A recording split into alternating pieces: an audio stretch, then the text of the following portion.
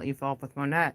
For those of you that are new here, I am a professional intuitive empath, and this is a quick video that's going to give you a bit of a Cliff Notes edition regarding how you can relate to your lover in any capacity or any interpersonal relationship for that matter that you have in their love language. There are 5 primary love languages. It's words of affirmation, physical touch, quality time, gifts, and acts of service. And right now we're going to talk about physical touch.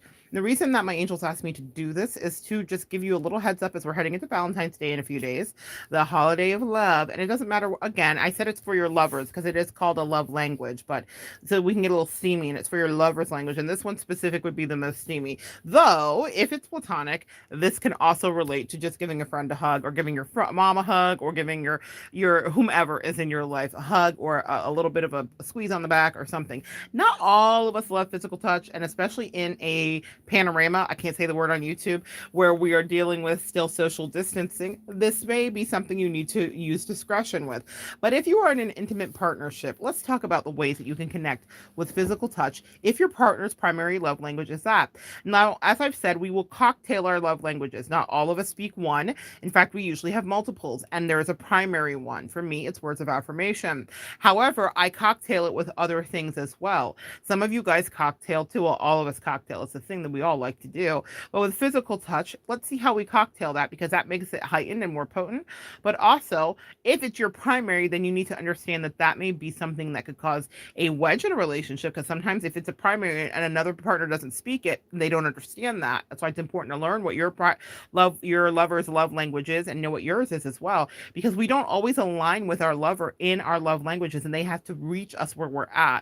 So let's talk about if you have physical touch as a primary love language, what you might like, and if it's your partner's, how you can connect with them. So let's try a couple of things. Holding hands would be the first thing when sitting or walking. Now, I know, listen, I live in Florida, y'all, and I watch people hold hands and be all enmeshed and on these hot, sweaty days, and I'm like, how sway. I don't know how they're doing it, right? So some people are not built for that life, but if you can't tell, physical touch is not, unless I'm with a lover or someone that I really care about, physical touch is not a primary love language for me. So that's why I'm looking at them like, I don't know how. But for someone that does prioritize physical touch, it is a huge, huge love language. Okay. So one of the other things to try is walk by touches, which is non-sexual touch, which is just like being side by side with somebody and maybe brushing by them, but it's not sexual. So this is for your platonic loves, right? Your friends and family. Just like maybe grabbing someone's shoulder, maybe giving them a squeeze on their shoulder. We've all seen people at the office with the back rubs. For me, not being a physical touch person, that was kind of creepy. But if it's done right and it's received well and it's wanted, I guess it's not creepy, because I've seen platonic work wives and work husbands, even if it was of the same sex, engaged that way, and there was nothing creepy about it at all. But again, in the brave new world we live in of Me Too and Time's Up, y'all be very careful not to take the fall and inappropriately touch somebody in the office space. But if it's just a friend, and if it's just like you're in a walkway and you're hanging out, then you could do that. You could bump into each other. You can bump hips. We've seen girlfriends do that as they're singing and dancing, bumping hips. It's not anything that's sexual. It's just like fun. It's just innocent, almost like kids in a way. So that's non-sexual physical touch, and that's something you can practice with platonic loves, okay? The other thing is offer back rub or scratches. Now, I know someone who has it as a secondary love language for them, and when they love someone, I've observed them literally go to touch someone's back, and they'll do a little scratch, and they can't even help it. I don't even think they realize that they do it, but they do it because it is their primary love language, or it's one of their, at least their secondary, I would say, love language. And when they feel feelings for someone, or they feel attraction, or even if it's just emotionally connected platonic attraction, they will touch someone, right? So I have noticed that. And have you ever noticed that with people? And it doesn't mean that it's anything creepy whatsoever. It's actually usually very welcome, but it means that that person feels comfortable enough to share space because they're just finding a way to connect with you, because that makes them feel loved. The other thing is to cuddle just because. So if it is your amour, your paramour, cuddle just because. Cuddling releases so many endorphins, and I've made videos here about how some of us are physically starved. While this is not a primary love language for me, I realized in my later years as I grew that cuddling mattered a lot to me, and being laying down with somebody and connecting and being skin to skin mattered a lot to me, right? Now, you can't do that with everybody. That's definitely for people that you're in an intimate partnership with, but it's not something that I would do. Like, I wasn't a hugger of all of my besties and all that stuff. Someone that I shared energy with that I loved enough, I could do that with, and that was very healing for me. And for me, because y'all know it's a brave new world for me, and I will outsource whatever I need. When I needed physical touch and I wasn't feeling like I was able to receive it in the way that I needed, I contracted it, meaning I actually went to a cuddle therapist and specialist. This is pre-pandemic, of course, guys.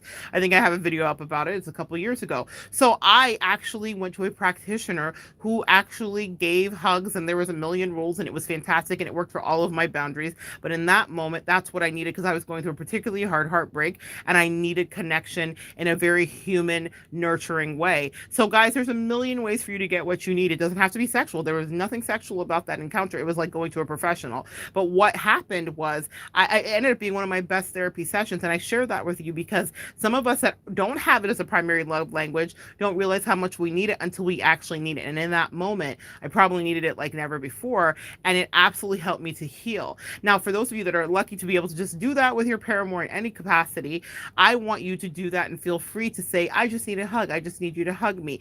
And my empaths, what do I say about articulating your needs? It's okay to say that you need something. And again, if you aren't getting your needs met, it is okay to figure out a healthy way to get them met, right? So just a hug, just a cuddle sesh, and not one that's a Netflix and chill that leads to like great sex. And those are great too, because physical touch people want to have sex with you as well. Not everybody, but if your husband or your partner or wife is a physical touch person, then sex in the morning, in the night, in the middle of the night, in the middle of the morning, amen to some morning sex. That's fantastic too. Whatever kind of sex they want, they're going to want to have that with you. So if you're like, oh my God, it's too much, because that happens in marriages. You get into a marriage and then libidos seem to be different.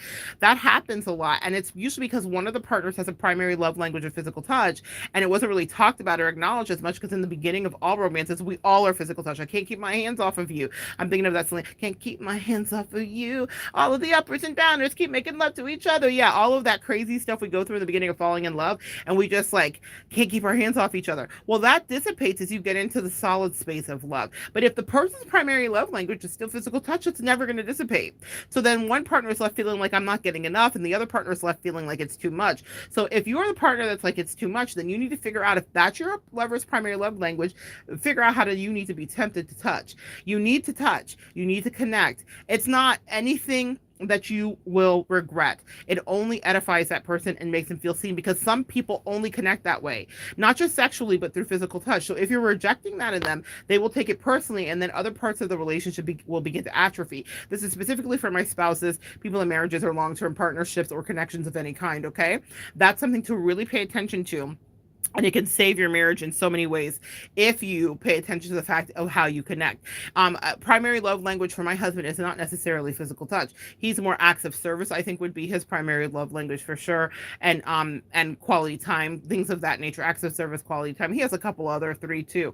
But I'm words of affirmation. Those are my primary, right? So the thing is, with physical touch not being high for us, while sexual connection and interaction happens, because sexuality is very high for me, I still make it a point to physically flirt with my husband, even if it's not anything that I'm following through on, and not to be a tease whatsoever, but to let him know I'm here with you, I'm connecting with you, I still see you, and I value you. And it's still not it's not high on the totem list for either of us. Physical touch isn't. We both are kind of very self-insular in that way, but I flirt with him purposely, and I touch him purposely, and I grab his package purposely, and I do things in the privacy of our home purposely that lets him know that he is loved and still flirted with and cared about all these many, many, many, many years later after we've been together, because that matters. Even though, again, not primary for either of us, it is necessary function of healthy love to know that your partner still is physically attracted to you. So that's something else you can consider to do. And then greet them with a hug and a kiss. I have a friend that I talk about that I've actually watched do this, and she melts into her spouse.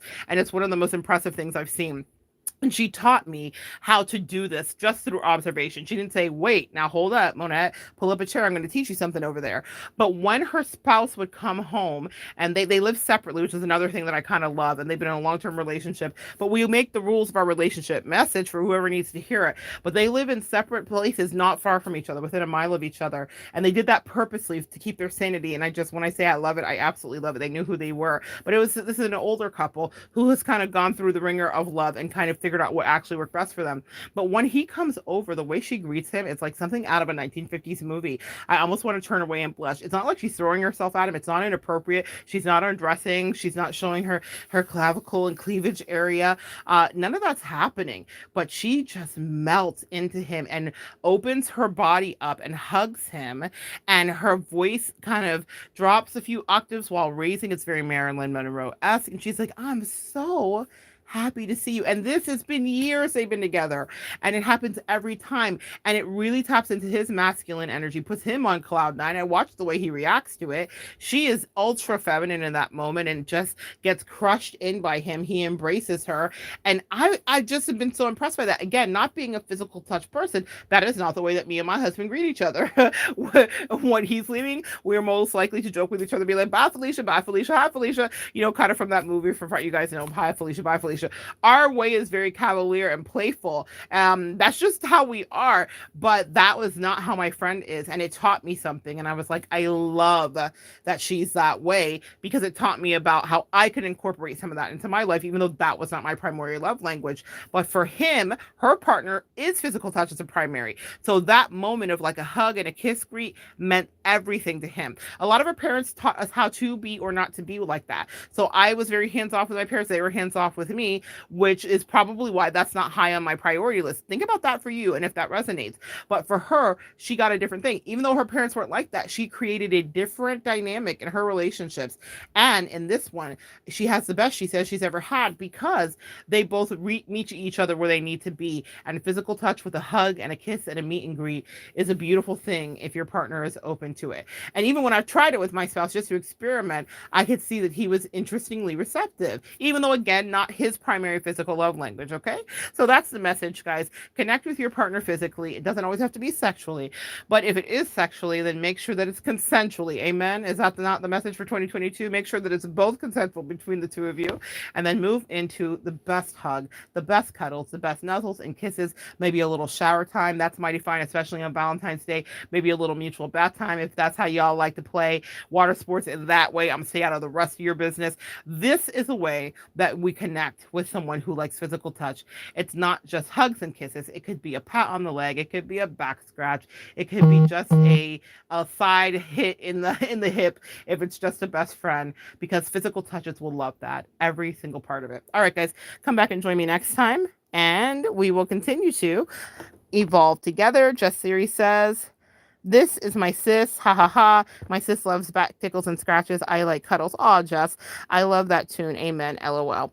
I always love when Jess stops by. All right, Jess. I'll see you maybe in the next one. I got 2 more to do, girl. I'm trying to power through them.